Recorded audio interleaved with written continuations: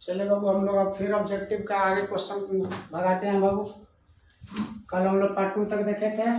पहले का यूनिट का हम लोग ऑब्जेक्टिव देखे बाबू, पारा पारी सारे चैप्टर का हम लोग देखेंगे ऑब्जेक्टिव। यहाँ पर देखिए बाबू, ये सब जितना ऑब्जेक्टिव क्वेश्चन है सब भी है बाबू, बढ़िया से एकदम ध्यान से आप लोग लिखते हुए चलिएगा। 5 कूलम के 2 बराबर तथा विपरीत आवेश परस्पर 5 सेंटीमीटर की दूरी पर रखे गए हैं। इस निकाय की विद्युत द्विध्रुव आघूर्ण क्या होगा? पहले हम लोग ये समझते हैं बाबू, विद्युत द्विध्रुव आघूर्ण क्या होता है। विद्युत द्विध्रुव क्या होता है बाबू, पहले ये समझिए। विद्युत द्विध्रुव क्या होता है? विद्युत द्विध्रुव हम लोग किसे कहें? Electric dipole. जब दो समान तथा विपरीत आवेश को अल्प दूरी से अलग करके रखते हैं तो इसको हम लोग, इस सजावट को बाबू क्या कहते हैं? विद्युत द्विध्रुव कहा जाता है। जब दो समान तथा विपरीत आवेश को, मान लिया वो -2 कूलम तो वो +2 कूलम, ठीक है, वो -2 कूलम तो वो +2 कूलम, दोनों को बहुत नजदीक रखना है, दूर नहीं। ये नहीं कि वो रख दिया हम लोग पटना में, वो रख दिया दिल्ली में, उतना दूर नहीं रखना है, एकदम बहुत नजदीक रखना है। जब दो समान मतलब परिमाण में समान, जब दो समान तथा विपरीत आवेश को अल्प दूरी से अलग करके रखा जाता है तो इसको हम लोग, इस व्यवस्था को बाबू क्या कहते हैं? विद्युत द्विध्रुव कहते हैं। जब दो समान तथा विपरीत आवेश को अल्प दूरी से अलग करके रखा जाता है तो इस व्यवस्था को विद्युत द्विध्रुव कहा जाता है, ठीक है। चलिए देखा जाए बाबू, ध्यान दीजिए थोड़ा सा। विद्युत द्विध्रुव हो गया। विद्युत द्विध्रुव बाबू हम लोग इसमें देखते हैं, जो लंबाई होता है इसका एकदम बीच में हम लोग सेंटर लेते हैं बाबू, और इधर वाली लंबाई को हम लोग एल जनरली मान लेते हैं, इधर वाली लंबाई को एल मान लेते हैं। तो दोनों के बीच का जो लंबाई हो जाएगा कितना हो जाएगा? 2l। और दोनों आवेश के बीच की दूरी को हम लोग बाबू द्विध्रुव लंबाई कहते हैं। द्विध्रुव लंबाई कहते हैं। दोनों आवेश के बीच की दूरी को हम लोग क्या कहते हैं? द्विध्रुव लंबाई कहते हैं। दोनों आवेश के बीच की दूरी को द्विध्रुव लंबाई कहते हैं, ठीक है। अब आता है एक विद्युत द्विध्रुव आघूर्ण आ जाता है। विद्युत द्विध्रुव आघूर्ण आ जाता है, ठीक है बाबू। विद्युत द्विध्रुव आघूर्ण किसे कहा जाता है? विद्युत द्विध्रुव आघूर्ण, तो ये थोड़ा ध्यान दीजिएगा बाबू, विद्युत द्विध्रुव आघूर्ण किसे कहा जाता है? विद्युत द्विध्रुव आघूर्ण, विद्युत द्विध्रुव तक अरेंजमेंट हो गया। विद्युत द्विध्रुव क्या हो गया? अरेंजमेंट। दो समान तथा विपरीत आवेशों को अल्प दूरी से अलग करके रखे गए व्यवस्था को विद्युत द्विध्रुव कहा जाता है। दो समान तथा विपरीत आवेश को अल्प दूरी से अलग करके रखे गए व्यवस्था को विद्युत द्विध्रुव कहा जाता है। अब हम लोग को आघूर्ण देखना है, विद्युत द्विध्रुव आघूर्ण किसे कहा जाता है? तो हम लोग कहेंगे विद्युत द्विध्रुव के किसी आवेश के परिमाण, कोई आवेश के परिमाण ले लीजिए, दोनों परिमाण में तो बराबर रहता है, तो किसी आवेश के परिमाण तथा विद्युत द्विध्रुव लंबाई के गुणनफल को हम लोग बाबू विद्युत द्विध्रुव आघूर्ण कहते हैं। फिर से एक बार, विद्युत द्विध्रुव के किसी आवेश के परिमाण, कोई आवेश के परिमाण उठा लेना है, तथा द्विध्रुव लंबाई मतलब दोनों आवेश के बीच की दूरी, दोनों आवेश के बीच की दूरी जितना होगा उतना, दोनों आवेश के बीच की दूरी को हम लोग द्विध्रुव लंबाई कहते हैं। तो विद्युत द्विध्रुव आघूर्ण किसे कहा जाता है? विद्युत द्विध्रुव के किसी आवेश के परिमाण तथा द्विध्रुव लंबाई के गुणनफल को विद्युत द्विध्रुव आघूर्ण कहा जाता है। विद्युत द्विध्रुव आघूर्ण को हम लोग P से सूचित करते हैं। P बराबर क्या हो जाएगा? Q × 2a। अगर इसका ऐसा यूनिट पूछा जाए बाबू, बहुत इंपॉर्टेंट है इसका ऐसा यूनिट, ऐसा यूनिट ऑफ P, यानी विद्युत द्विध्रुव आघूर्ण का ऐसा मात्रक, विद्युत द्विध्रुव आघूर्ण का ऐसा मात्रक, विद्युत द्विध्रुव आघूर्ण का ऐसा मात्रक बहुत ज्यादा पूछा जाता है बाबू। द्विध्रुव आघूर्ण का ऐसा मात्रक क्या हो जाएगा बाबू? देखिए तो ऐसा मात्रक क्या होगा? P का ऐसा मात्रक क्या हो जाएगा? इधर हम लोग Q का क्या कहेंगे? कूलम्ब, और ये क्या हो जाएगा? L मतलब लंबाई, लंबाई का क्या हो जाएगा? द्विध्रुव लंबाई है ना, है मीटर। विद्युत द्विध्रुव आघूर्ण का ऐसा मात्रक क्या होता है? Coulomb metre. क्या होता है बाबू? Coulomb metre, coulomb metre, coulomb metre, याद रखिएगा। विद्युत द्विध्रुव आघूर्ण का ऐसा मात्रक कूलम्ब मीटर। विद्युत द्विध्रुव आघूर्ण है बाबू कितना बराबर क्या हुआ है? Q × 2l। Q के लिए क्या होगा? कूलम्ब, और लंबाई के लिए क्या होगा? मीटर, कूलम्ब मीटर, ध्यान पर रखिएगा, बहुत ज्यादा इंपॉर्टेंट है। विद्युत द्विध्रुव आघूर्ण का ऐसा मात्रक कूलम्ब मीटर। हम लोग इतना समझ गए बाबू, ध्यान दीजिएगा। इसका कभी कभी दिशा पूछ देता है, विद्युत द्विध्रुव आघूर्ण का दिशा क्या होता है? विद्युत द्विध्रुव आघूर्ण का दिशा, तो याद रखिएगा विद्युत द्विध्रुव आघूर्ण एक सदिश राशि है। विद्युत द्विध्रुव आघूर्ण एक सदिश राशि, इसमें परिमाण और दिशा दोनों होता है। और इसका दिशा बाबू क्या होता है? माइनस आवेश से प्लस आवेश की ओर होता है, इसीलिए पूछा जाता है। इसका दिशा उल्टा होता है। हम लोग को पता है कि विद्युत क्षेत्र तीव्रता की दिशा क्या होता है? प्लस से माइनस की ओर, प्लस चार्ज से माइनस चार्ज की ओर। लेकिन द्विध्रुव आघूर्ण की दिशा होता है माइनस चार्ज से प्लस चार्ज की ओर। इसका दिशा बहुत इंपॉर्टेंट है बाबू। P का जो दिशा होता है बाबू हमेशा किधर होता है? ऋण आवेश से धन आवेश की ओर होता है, ऋण आवेश से धन आवेश की ओर होता है। चलिए देखा जाए, इतना हम लोग समझ गए। अब हम लोग देखते हैं बाबू अपने क्वेश्चन पे आते हैं। विद्युत द्विध्रुव आघूर्ण बराबर क्या होता है? किसी आवेश के परिमाण और दोनों आवेश के बीच की दूरी। यहाँ पर क्वेश्चन में क्या कहा गया है बाबू? क्वेश्चन में कहा गया है 5 कूलम के 2 चार्ज है, विपरीत और क्या है बाबू? 5 कूलम का 2 चार्ज है, बराबर तथा विपरीत, परिमाण में बराबर और क्या है बाबू, दोनों के नेचर क्या रहेगा, विपरीत रहेगा, माइनस रहेगा, प्लस रहेगा। और दोनों के बीच की दूरी दिया है बाबू, बीच की दूरी कितना दिया है, ये दूरी आघूर्ण शो कर लेते हैं पी। और दोनों के बीच की दूरी कितना दिया है बाबू, दोनों के बीच की दूरी दिया है 5 सेंटीमीटर, दोनों के बीच की दूरी कितना दिया है 5 सेंटीमीटर। तो विद्युत दूरी आघूर्ण बराबर आप क्या जानते हैं, क्यू इंटू दोनों के बीच की दूरी, दोनों के बीच की दूरी को हम लोग क्या कहते हैं 12। यहाँ पर क्यू कितना बाबू 5, क्योंकि कल परिमाण लेना है, और 12 मतलब दोनों के बीच की दूरी ना बाबू, तो दोनों आवेश के बीच की दूरी कितना है 5 सेंटीमीटर। और सेंटीमीटर को मीटर बनाएंगे तो 100 से क्या कर देंगे भाग, यहाँ से कितना आ जाएगा 25, और 25 बटा 100 हो जाएगा। एक कटावे के बजाय 2 अंक के बाद दशमलव बैठा देता है, 0.25 कूलम-मीटर।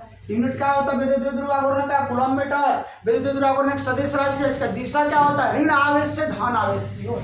चलिए बाबू ध्यान रखिएगा, और सही हो गया 0.25 किलोमीटर क्या होगा कूलम-मीटर, ऐसा ऑप्शन दिया है।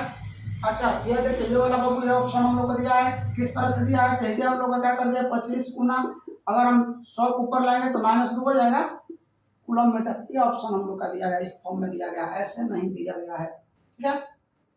चलिए बाबू आगे हम लोग देखते हैं। ये क्वेश्चन हम लोग से पूछा जाता है बाबू कि अगर हम लोग एक गोले के अंदर में जाते हैं, ठीक है, एक गोले के अंदर में जाते हैं, कहाँ से बाबू, सतह से। अगर हम लोग एक आवेशित गोले के सतह से अंदर की ओर जाते हैं तो विद्युत क्षेत्र तीव्रता पर क्या प्रभाव पड़ता है। यदि आवेशित गोले के सतह से अंदर की ओर, यदि आवेशित गोले की सतह से अंदर की ओर जाए तो विद्युत क्षेत्र तीव्रता पर क्या प्रभाव पड़ेगा, विद्युत क्षेत्र तीव्रता पर क्या प्रभाव पड़ेगा। तो देखा जाए बाबू ऑप्शन क्या रहेगा, बढ़ेगा, दूसरा का ऑप्शन घटेगा, तीसरा का ऑप्शन अपरिवर्तित रहेगा, अपरिवर्तित रहेगा, चौथा ऑप्शन बाबू डी नंबर ऑप्शन सर्वत्र शून्य रहेगा। पहला नंबर बाबू ध्यान रखिएगा, आवेशित गोला कहा जाए तो आप लोग समझ जाएगा खोखला गोला की ही बात किया जा रहा है, ठीक है, ठोस गोला की बात नहीं किया जा रहा है। ठोस गोला की जब बात करना होगा उसको क्वेश्चन को तो ठोस गोला बोल के बोलेगा, ठीक है, खोखला गोला। और खोखला गोला में हम लोग को पता है बाबू, खोखला गोला के बारे में जब भी हम लोग पढ़ते हैं और इस पर प्लस की आवेश दिया गया है तो सिर्फ आवेश कहाँ रहता है, सतह पर रहता है, सिर्फ आवेश बाबू कहाँ आता है, सतह पर। और इसका मान लीजिए कि रेडियस हम लोग कुछ भी मान सकते हैं, मान लीजिए ये रेडियस है, अगर हम लोग इसके कारण कहीं बाहर देखें बाबू, बाहरी बिंदु पर अगर हम लोग देखें फील्ड, तो बाहर में तो फील्ड होता है, बाहर में फील्ड, बाहरी बिंदु पर फील्ड होता है, सतह तक फील्ड होता है, लेकिन सतह के अंदर में फील्ड क्या होता है 0। अगर बाहरी बिंदु पर देखें तो हम लोग को बाहर में फील्ड प्राप्त होता है 1/4πε0 क्यू बटा आर स्क्वायर। बाहर हम लोग को फील्ड प्राप्त होता है, बाहरी किसी बिंदु पर हम लोग को फील्ड प्राप्त होता है, सतह तक फील्ड प्राप्त होता है, लेकिन खोखला गोला के अंदर में विद्युत क्षेत्र तीव्रता क्या होता है 0। अगर इसका ग्राफ देखा जाए बाबू तो इस तरह से हम लोग को ग्राफ मिला था,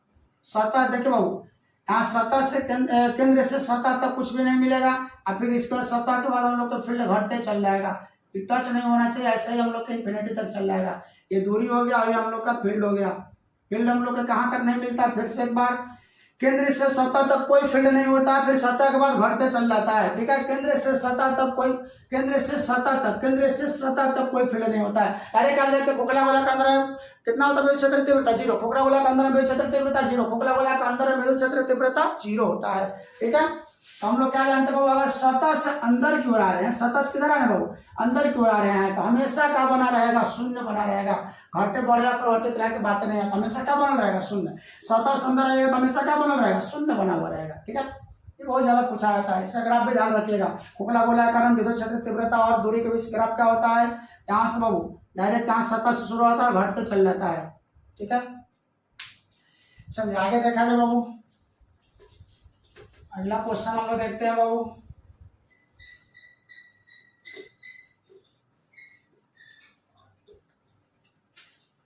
एक क्वेश्चन है बाबू, ध्यान दीजिएगा थोड़ा सा।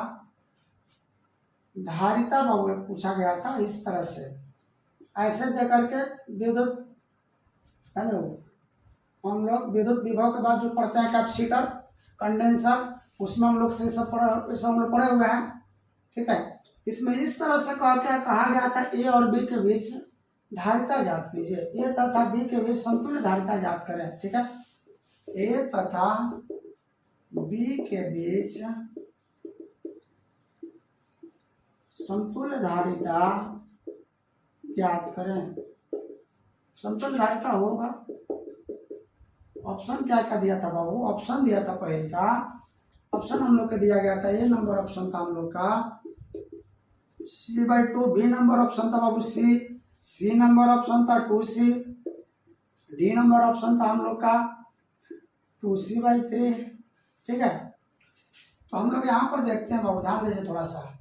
ए और बी के बीच समतुल्य धारिता पूछा गया है। धारिता का ऐसा मात्रक क्या होता है, फैराड। धारिता का ऐसा मात्रक फैराड होता है, ठीक है। धारिता का ऐसा मात्रक फैराड होता है। अब देखा जाओ, हम लोग क्या देखते हैं कि यहाँ पर जिसके अक्रॉस पूछता है, जिसके अक्रॉस बाबू पूछा जाएगा ना, उसके अक्रॉस आप क्या मान लीजिएगा, अपना से बैटरी मान लेते हैं। हम लोग क्या मान लेते हैं बाबू, बैटरी। इसके अक्रॉस पूछा गया ए और बी के अक्रॉस, हम ए और बी के अक्रॉस मान लेते हैं बैटरी है, ठीक है। अब बैटरी है तो हम लोग क्या देखते हैं बाबू, यहाँ पर हम लोग पैरेलल सीरीज पता नहीं चल रहा है, हम लोग अपना से बैटरी मान लेते हैं। तो अगर यहाँ से हम लोग का वोल्टेज जाता, ये बैटरी मान लीजिए, हम एज्यूम कर ही लेते हैं, देख लीजिए। यहाँ जो मेरा वोल्टेज चलता है तो ऐसे जाता है यहाँ पर, यहाँ से जब वोल्टेज चलता बाबू, जो वोल्टेज यहाँ से चलता, मान लीजिए इधर से 0, इधर से का भी वोल्ट का बैटरी है, इधर से भी चलता तो इस प्लेट पर भी आ जाता। इधर से जब 0 चलता बाबू तो यहाँ पर क्या आता, यहाँ से इससे चलते यहाँ पर 0 आ जाता, लेकिन इधर से चलता है तो भी, यहाँ से चलता है तो क्या होता है 0, इधर से ऐसे चलते हुए यहाँ पर भी 0 और यहाँ पर भी क्या आ जाता है 0। यानी हम ये कहना चाहते हैं कि इस कैपेसिटर के, इस संधारित्र के दोनों प्लेट पर विभव क्या हो जाता, समान हो जाता, और दोनों प्लेट पर विभव समान है, ये क्या हो जाएगा, शॉर्ट सर्किट। डायरेक्ट ध्यान रखिए, अगर तार इधर से इधर बना दिए बाबू तो क्या हो गया, शॉर्ट सर्किट हो गया।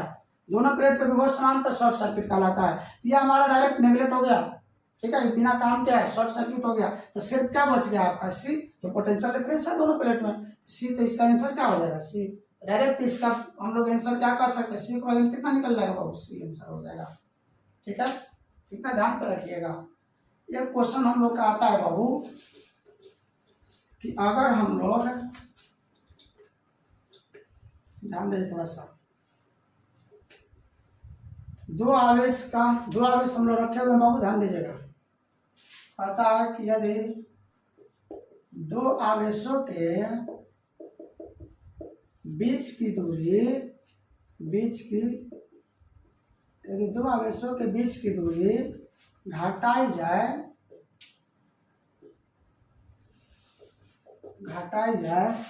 तो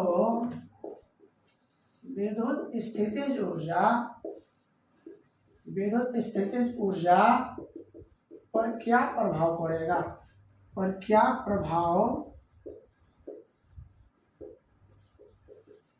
पड़ेगा, ठीक है।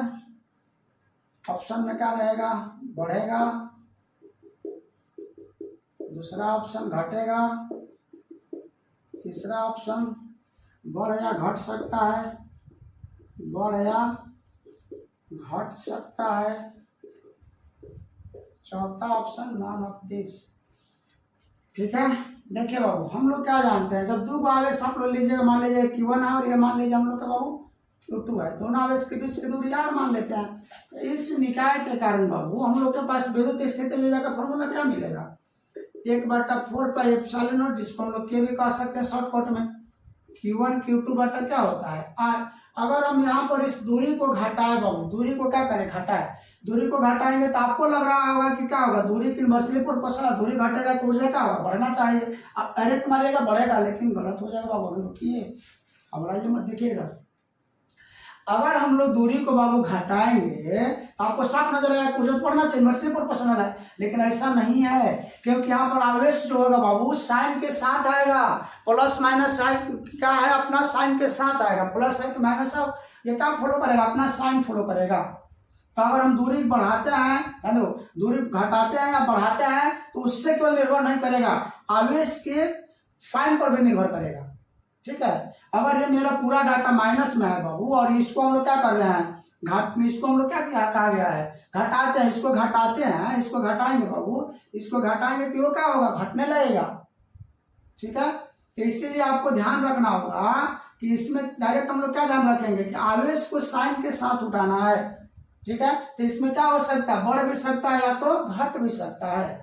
क्या देखिए वो फिर से एक बार, अगर ऊपर वाला प्लस ही रहता, ऊपर वाला क्या बना रहता, सिर्फ प्लस ही रहता, तो हम डायरेक्ट बोल सकते थे कि दूरी घटने से क्या होगा बाबू, ऊर्जा बढ़ेगा, क्योंकि ऊर्जा जो है दूरी की इन्वर्सली प्रोपोर्शनल है। ठीक है, और ये वाला हमेशा डिजिट क्या वाला रहता, प्लस रहने वाला रहता तब, लेकिन ऊपर वाला हमारा जो आवेश है साइन के साथ उठेगा, और साइन के साथ अगर आएगा तो प्लस भी हो सकता है, माइनस भी हो सकता है, और दोनों हो सकता है। यहाँ पर क्या हो सकता है, बढ़ भी सकता है, घट भी सकता है। ठीक है, क्योंकि इस आवेश को साइन के साथ उठाना है, बस इतना याद रखिएगा। चलिए बाबू, अब हम लोग कल कुछ और क्वेश्चन देखेंगे बाबू।